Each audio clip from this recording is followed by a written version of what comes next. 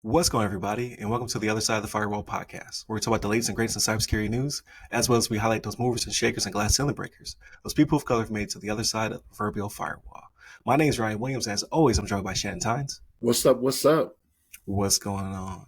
And Chris Abacon. What's going on, everybody? What's going on? So welcome to Wednesday's episode. So it's a discussion episode. So Monday and Tuesday are topics. So check out Monday where we talk about how 2.9 billion records or 277.1 gigs of data was stolen and put out there. So 30 years, so 3 decades worth of potential Social Security numbers, addresses, and etc. for US, UK, and Canadians. Yeah. This is the world we live in. It's a dystopic, desolate world.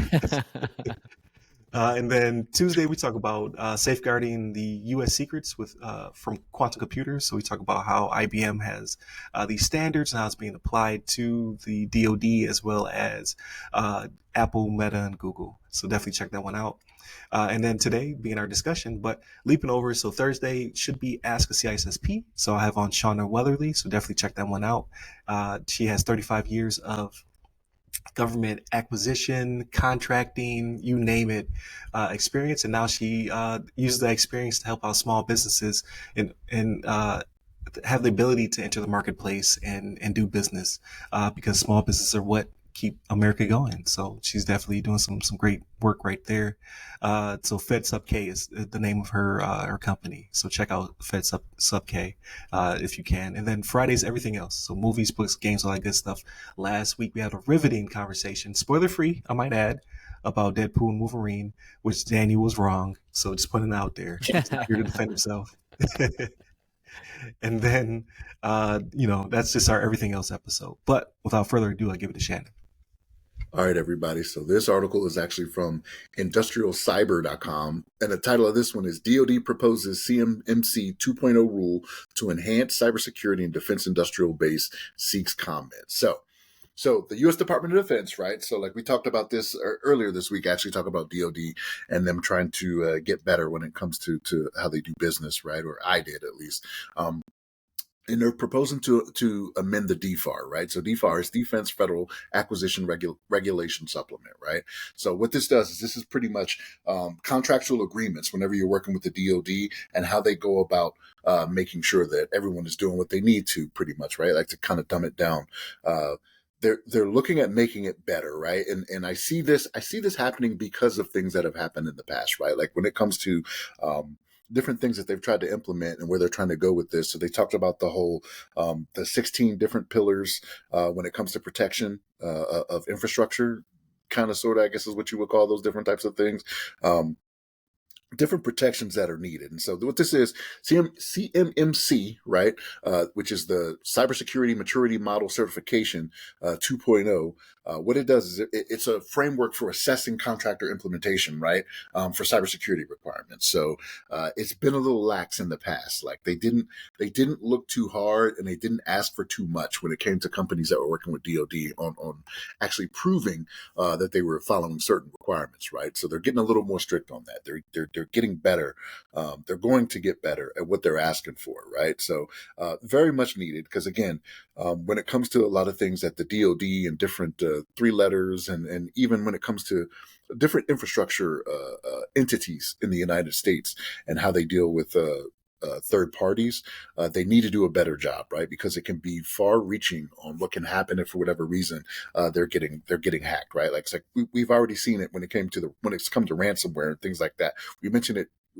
It seems like damn near every week now, right? Like we talk about Colonial Pipeline, right? JBS, different things that just need better protections because they affect the lives of so many. And so this DoD proposing the CMMC 2.0 rule to get a better handle on that and to look and be more stringent about what these companies have to supply. I'm all for it. right? So because I'm already working for a company in the DoD, like I would love for them to do the things that we have to do that sometimes end up being a headache, right? Like that the company has to go forward to do. Like I would love everyone else to experience that headache, I guess. I guess you could say, right? But no, I mean it's definitely 100% needed, right? So for the things that we do, like you can't just have it to where you rely on us just to say that we're doing things this way and not really check up on it or not be more stringent in what you're asking for, right? The world is changing to where the things that they're asking for, and I want to say, Chris, you've already looked into this a lot, right? Like the different, how many pages it is, for this new rule and whatnot. And I know you're gonna speak Right. to it, but like there's a lot that they're asking for. And I'm like, I have not read it. Admittedly, I have not read it, but I'll probably look at it and be like, okay, well, maybe we aren't doing as much as I thought we were. It just seems like a lot, but more can be done. You know what I mean? But Chris, what's Right. your thoughts on this, man? You I think mean, it's something needed, not needed? What you thinking? I think it's definitely needed, right? Because again, contractors, specifically Prime or anybody wanting to win contracts with the DoD, they've had to self-assess and self-attest to compliance or really to that they're meeting the 800 NIST SP 800 171 revision 2 assessment requirements, right? So that they're making sure they're hitting all those 300 some determination statements in there that they're saying that they are performing at that time of award, right? At the time of contract award, right? But clearly the DoD has made it a case to where they want to check that they want to make sure that they're actually doing this, right? There's been no audit or there's no type of there's no attestation, there's no certification and things like that involved, right? So from the government perspective, right, let's say you're an agency that works for the government, or your subsidiary or something of, let's just say maybe the Social Security Administration, right? They send down auditors, right? They send down they send auditors to check up on their, if it's a division of their government, they audit those information systems based on NIST 853, right? Which is a lot more stringent than NIST 800 171, right?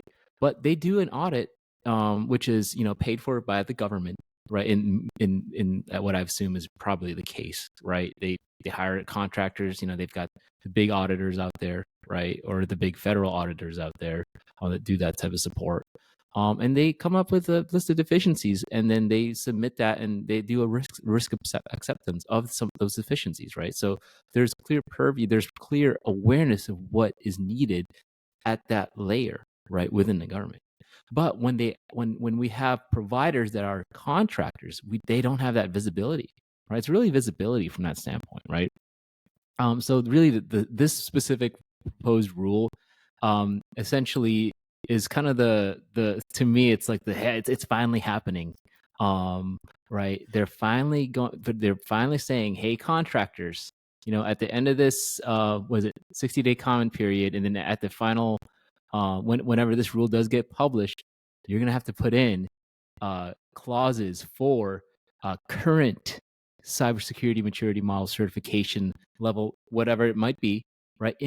At the time of award, right? So at this time, there isn't a cybersecurity model certification. It doesn't exist at the time until the final rule gets published. So what companies are doing now, they're doing something called a JSVA, Joint Surveillance Vulnerability Assessments, right, with current C3 PAOs to kind of be proactive and say, hey guys, hey DoD, we already meet all these 110 requirements, right? And those are companies that are likely going to be part of that phased approach that they're going to be taking. So they're going to include DoD contracts or the specific rule and these specific clauses within. They're going to phase these in within a 3-year period. Now, I don't. As for the number of companies that need to do this, the number is massive, right? And we can all talk about the prime contractors, right? We all know the big boys that make weapons, that send tanks, create weapon shell. We all know people who in the they are. space. Yeah, people in the space. They're probably already performing this and then some, based on the past discretions per se, right? Look at, all you gotta do is look at copycats from other countries of what they've got and what we've got. That's all I gotta say, right? You'll see a Chinese or fighter jet that looks eerily similar to the F-35. I wonder Mhm. why, right? So that's what we're trying to protect, right? We're trying to protect our nation's IP, intellectual property, and make sure it doesn't get into the wrong hands. But it's a long time coming, right? People have been talking about CMMC for a long time. You've had naysayers out there, people that won't even consider looking at the requirements, the cybersecurity requirements, until it affects their bottom line. This is what it comes down to, right? Until that sweet contracting money goes away, nobody's gonna care, right? But again, this is a big milestone, and it's going to be a very interesting next few months as this final rule gets published, and as companies start seeing these contract clauses in their contracts. So there's a lot of good people out there that know a lot about CMC, specifically the rulemaking. I mean, I think Jacob Horn's a big one. I'd say follow him for any estimating timelines. He's got a lot of information, and his posts out there on LinkedIn are really outstanding. So that's all I got. I mean, really, I'm excited for this because there's a lot of work to be done, and we'll see really like the landscape of this once it does get published. And I feel like a panic is going to happen with a lot of these companies, and they're just going to scramble to get stuff done. And then what I don't want to happen is that they half-ass implementations, and that will leave our infrastructure and it will leave our critical infrastructure, as well as the DIB companies. It will just leave us insecure. We don't want that. We want to protect our information. And there are some companies that are already leaning forward on this, right? So like I kind of I talked about it a little bit, like, hey, feel the pain that we feel, right? And there may be some things that are more stringent. Because again, I haven't looked at you said it was 57 pages? Like how long?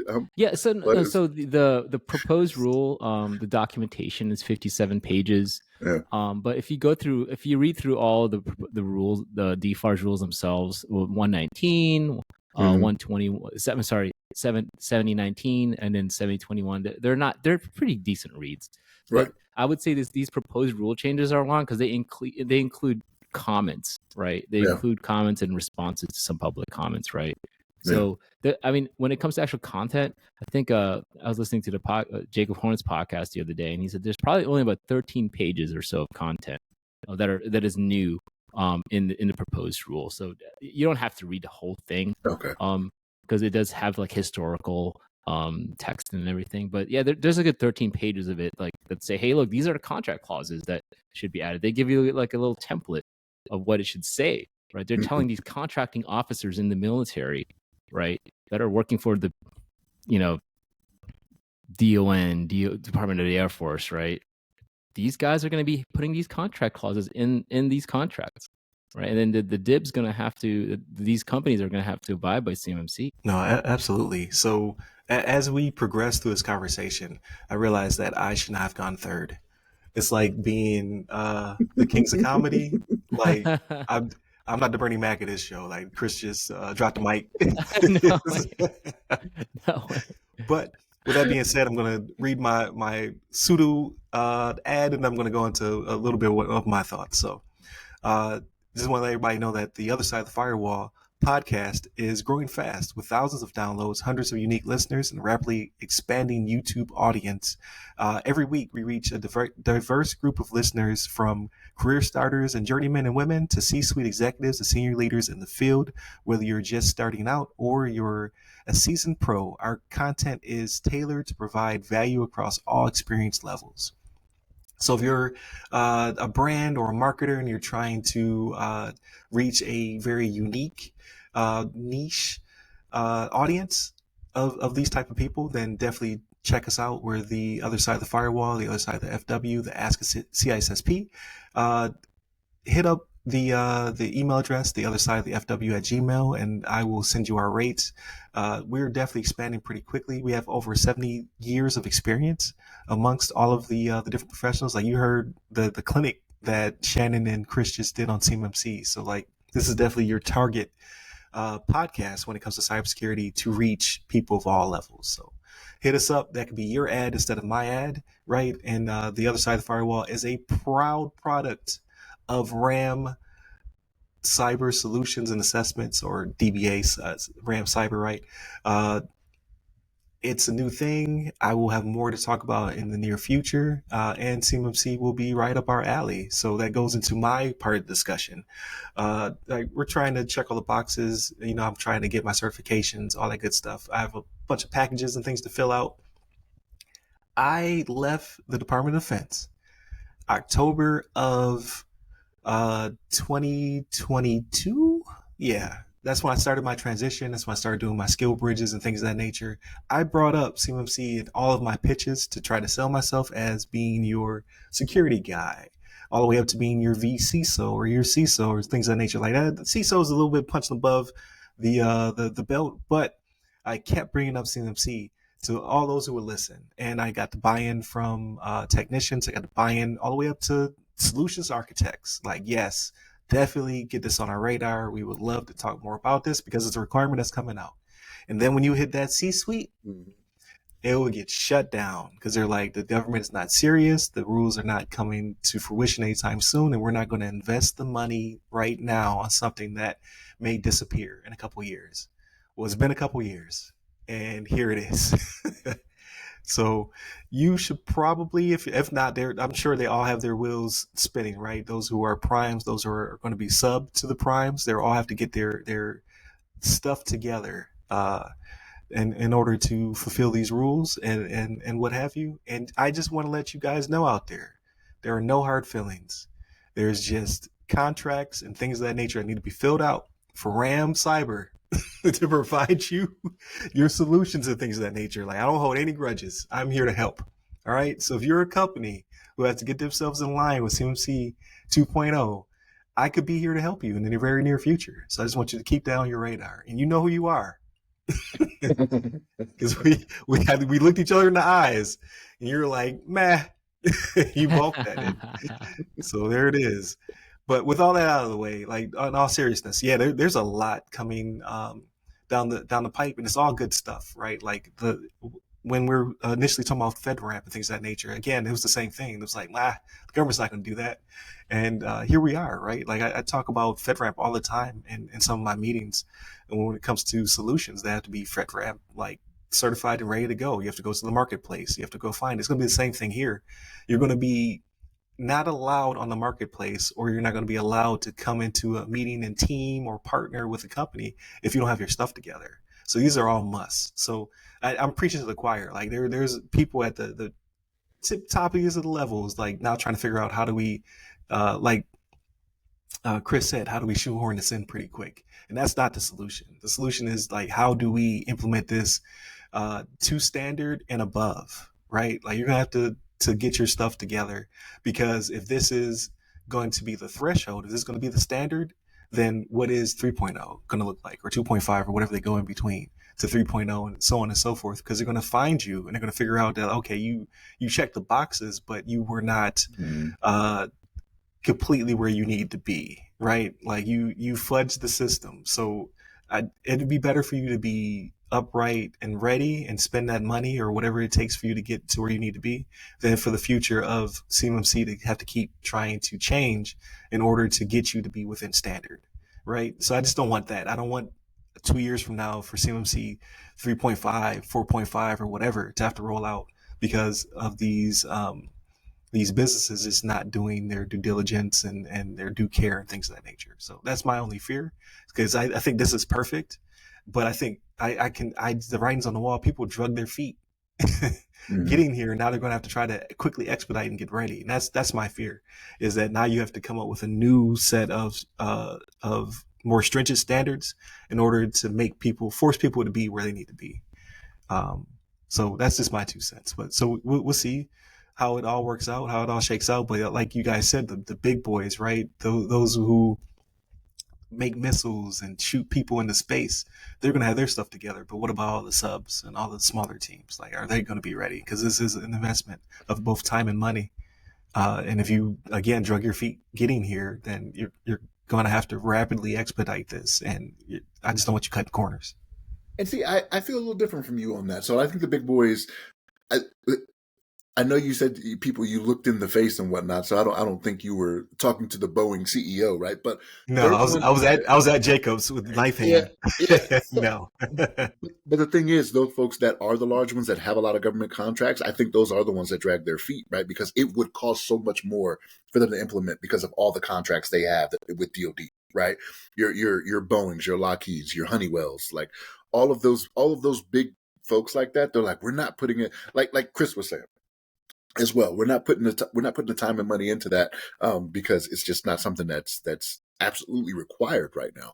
The smaller places, right? Like they didn't have a lot to implement it over. Like they don't have a large workforce to that has, you know, a bunch of contracts out there, right? To where it's easier for them to do.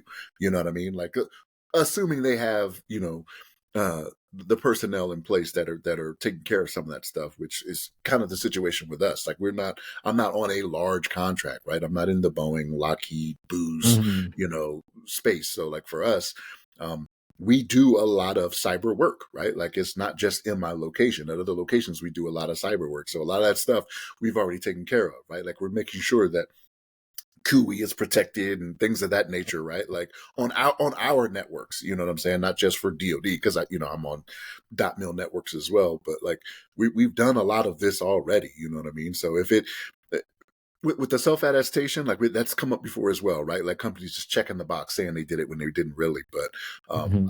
I think the big boys are just not gonna. They didn't take it serious, and now they're like, okay, well now we got to put the money into it, right?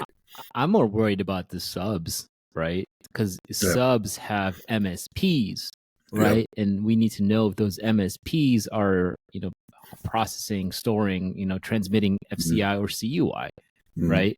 And are they scanning the FCI CUI, Mm-hmm. right? Yeah. That could potentially put them in scope. So the scoping discussion is going to be the key for a lot of these subs, and having that discussion with your Mm-hmm. primes, it's going to be freaking like it's going to be so critical, right? Like, do Yeah. they process FCI? Do they know, or do they know they're working with CUI even? Like, is a Yeah. certain part or is a certain component of this CUI, like, is this just something commercial off the shelf, right? Are we modifying it for DoD for needs, right? Then that could be potentially FCI CUI, right? So a lot of that needs to be taken into account. I think the subs and maybe subs of subs, right? We don't that could be the big CMMC push as well. They might only have to do level 1, but they'd still have to attest to it, right? To some degree, maybe self attest at level 1, but still they would have to be held accountable by their subs and then the primes, right? So I will tell you this: if you were in the the DoD space, so like you call it CUI, I call it CUI, right? We call it CUI is what we say it is, but like if you are in the DoD space, you are doing that training every year. I assure you. 100%, yeah. I assure you, every year, like I had to do it like 3 months ago. You know what I mean? Like we Yeah, are doing that training, and you know what it is, and you know if you're exactly. dealing with it, you know if you're sending it. Like It's they're very free serious too. about it. The CUI training is like a completely free thing from, I think it's Yeah, it's from a DoD website. I think yeah, it's usalearning.gov, right? yep, DoD mandatory control and classified yep, information training. It's all yep. right there. No, absolutely. So sorry for the pregnant pause. I was trying to bring up a list, which I did not bring up a complete list, but just to plug some people, right? Just free advertising for people that I've interacted with on the podcast. So you have your Darich Phillips from Aspire Cyber. You have your Jacob Hills from JRC Academy. You have Darren King Jr. from Area Defense. You have Paragon. You have Cybermite with Yvonne Rivera. Like, there's a ton of smaller companies out here, just so to speak, right? Like, there's smaller companies that are growing to be mid-sized to large companies in the very near future. But they're at the front lines. They're the help and things of that nature. So Yeah. look out for these people. Check out previous episodes because we've been talking about CMMC 2.0 for at least a year and a half. Yeah. Because it's been coming down the pipe. So check out these people, see what they have to say. Like you said, go to the source. Check out your Jacob Horns out there who are is he Cyber AB? No, he's with Summit 7, but Summit 7. yeah. There it is. Yeah, so check out the other information. They've been releasing information for a while now on how the rules are going to affect you and what you need to do to get certified and ready to go. So there's been a ton of people. Like I need to get Jacob Horn on the show, but I know he's been on GRC Academy, so I had to hit him up. Like, hey, remember me? I need you to talk. Need you to talk some CMMC over here as well. So, but yeah, it's coming down the pipe. Get ready, get certified, and just be very knowledgeable of it before it smacks you in the face. Because yeah, it's going to happen. Hit us up so we release 14 to 20 episodes every month. So we're not going anywhere, people. Right? We're at 633 or 34 episodes. Like I think by the end of this week it'll be 36. So 636 episodes. Subscribe, like, share, all that good stuff. So that way you can stay abreast of this. We have a newsletter that comes out every Friday that rolls everything up. So if you haven't heard all of our stuff throughout the week, you can quickly go there and you can access everything that's been talked about for the week.